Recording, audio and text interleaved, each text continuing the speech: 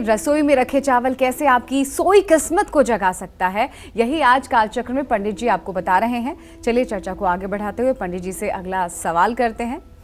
तो मां लक्ष्मी की कृपा, किस्मत का साथ और नौकरी कारोबार में बड़ा लाभ पाने के लिए चावल से जुड़ा कौन सा उपाय कर सकते हैं, ये भी हमें पंडित जी बता रहे हैं। जी पंडित जी। देखिए, मां लक्ष्मी की कृपा पाने के लिए किसी भी दिन हल्दी में चावल पीसकर उसके घोल से मुख्य द्वार के दोनों तरफ स्वास्तिक का चिन्ह अनामिका उंगली से बनाएं। अगर आपको अच्छा स्वास्तिक बनाना नहीं आता है तो परिवार में जिसका आर्ट अच्छा हो उसके हाथ से स्वास्तिक का चिन्ह बनवाएं और स्वास्तिक का चिन्ह बना करके घर में प्रवेश करते समय स्वास्तिक को प्रणाम करके घर में प्रवेश करें। ये स्वास्तिक कहीं ना कहीं से गणेश जी का प्रतिनिधित्व करता है। अपने शरीर से हर तरह की नकारात्मक ऊर्जा दूर करने के लिए कच्चे चावल और रोली से हर रोज माथे पर तिलक करना चाहिए। आपने एक चीज कभी ध्यान दिया कि चाहे शादी हो, चाहे विवाह हो, चाहे अनुष्ठान हो, जब माथे पे तिलक किया जाता है तो माथे पर 2 दाना चावल भी चिपकाया जाता है। कभी आपने इस पर ध्यान दिया कि चावल क्यों चिपकाया जाता है? वो तो चंदन नहीं है। इसलिए कि इस भृगुटी पर, त्रिकुटी पर जब चावल चिपकाया जाता है, जहाँ भगवान शिव का तीसरा नेत्र होता है, तो इस चावल की शक्ति से ये त्रिकुटी जागृत हो जाती है। इसीलिए कहते हैं कस्तूरी तिलकम ललाट पटले वक्षस्थले कौस्तुभम नासाग्रे बरमौक्तिकम करतले बेणुकड़े कंकणम सर्वांगे हरिचंदनम सुललितम कंठे च मुक्तावली गोपस्त्री परवेष्टितो विजयते गोपाल चूड़ामणि। तो कहने का मतलब यह है कि चावल का इतना महात्मा है कि देवी देवताओं को भी इसका तिलक किया जाता है।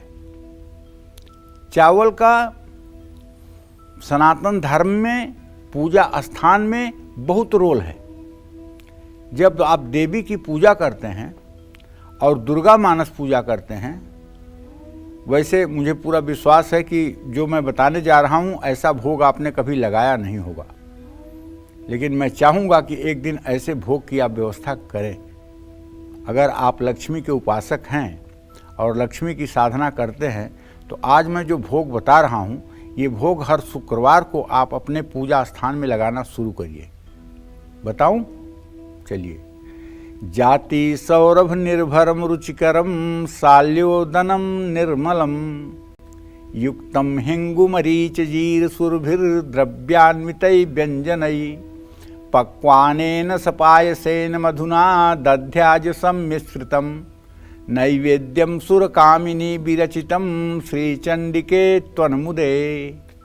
कहने का मतलब ये है, शंकराचार्य कहते हैं, पीतल की थाली में छोटी छोटी कटोरियाँ रख लीजिए या चांदी की थाली में छोटी छोटी कटोरियाँ रख लीजिए और एक चांदी का चम्मच या पीतल का चम्मच या सोने का चम्मच रख लीजिए। जाति सौरभ निर्भरम रुचिकरम साल्योदनम निर्मलम, मतलब आज के डेट में जिसको जाति सौरभ कहते हैं उसको बासमती का चावल समझिए। बासमती का चावल बना करके कपिला गाय के घी और जीरे से उसमें छौंक लगा करके उसको सुगंधित करिए और उसको थाली में रखिए। जाति सौरभ निर्भरम रुचिकरम साल्योदनम निर्मलम। अभी आपने भात का, जिसको चावल कहते हैं, इसका भोग नहीं लगाया होगा देवी को ना, तो आज बता रहा हूँ, लगाइए। देसी घी से, जीरा से छौंक करके चावल को एक कोने में रख दीजिए। युक्तम हिंगु मरीच जीर सुरभि द्रव्यान्वितै व्यंजनई, उसमें हल्की सी हींग का पुट दे सकते हैं। जीरा, मरीच, काली मिर्च जिसको कहते हैं, वो भी आप डाल सकते हैं।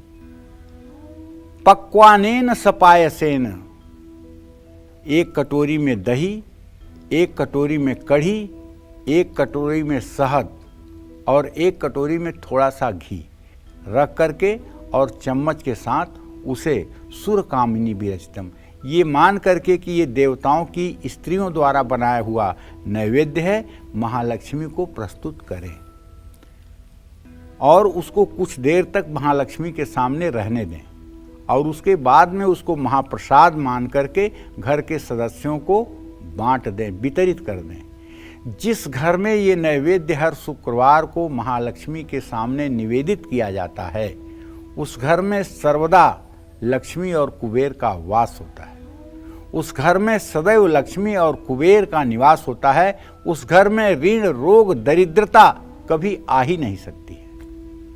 ये हमारे शास्त्रों की मान्यता है। भाग्योदय के लिए गुड़ और कच्चे चावल किसी जरूरतमंद को दान करना चाहिए, साबुत चावल और गुड़। नौकरी और कारोबार में निरंतर उन्नति बनी रहे, तरक्की बनी रहे, तो ऐसे में किसी मंदिर के बाहर बैठे जरूरतमंद लोगों को चावल की खीर खिलानी चाहिए।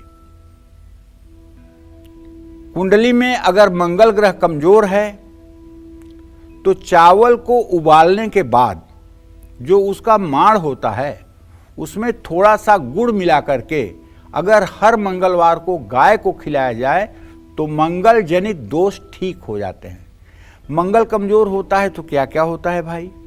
मंगल कमजोर होता है तो आदमी डरपोक होता है, आदमी के अंदर साहस नहीं होता है, हर बात में उसे भय लगता है, हिम्मत नाम की चीज नहीं होती है और ये बहुत बुरी बात है। साहस का न होना, दुस्साहस होना तो बुरी बात है, लेकिन साहस होना तो बहुत आवश्यक है।